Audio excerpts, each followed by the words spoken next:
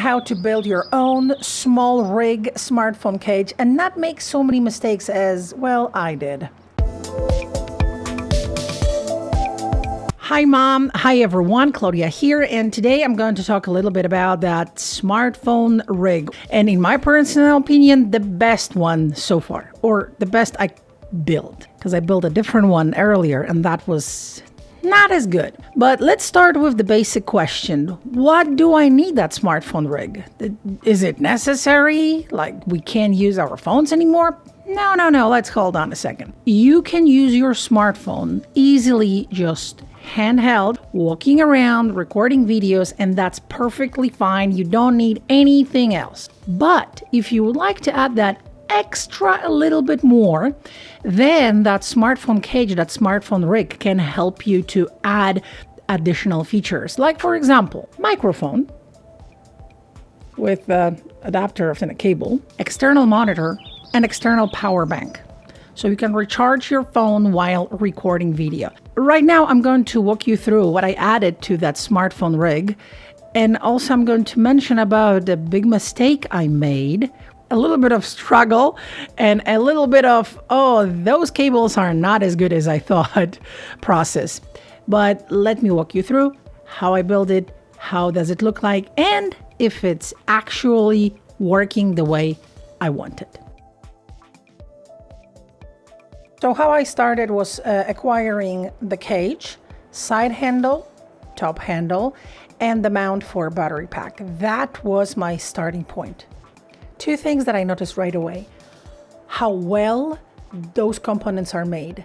Everything is made of metal and it's durable, but also they are rather heavy. So when you start adding those side handles, top handle, battery pack mount, your smartphone cables, tripod, you will feel that weight.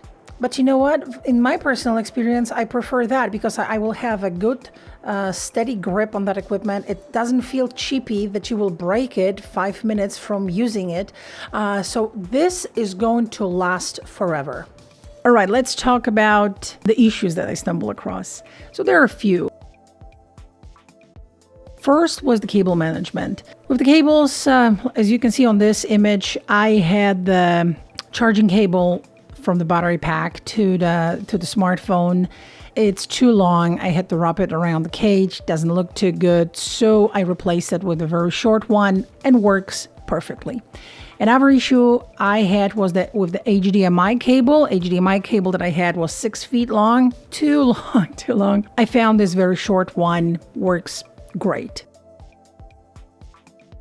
The second issue that I stumbled across was with the battery pack size. As you can see here, I moved that battery pack way towards one end of the cage just because when you place your smartphone, and especially when you are using the wide lens, the battery pack is going to be in a way of that lens. So that's why I moved the battery pack way on the one side.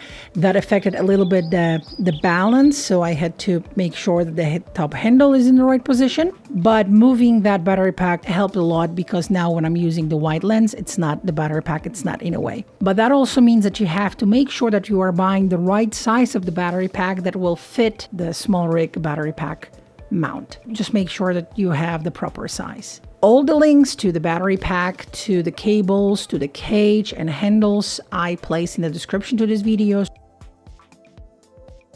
Another issue that I stumbled across, and this time it's totally on me, my mistake, I did it, and then I just tried to figure it out how to fix it, was with the side and top handles.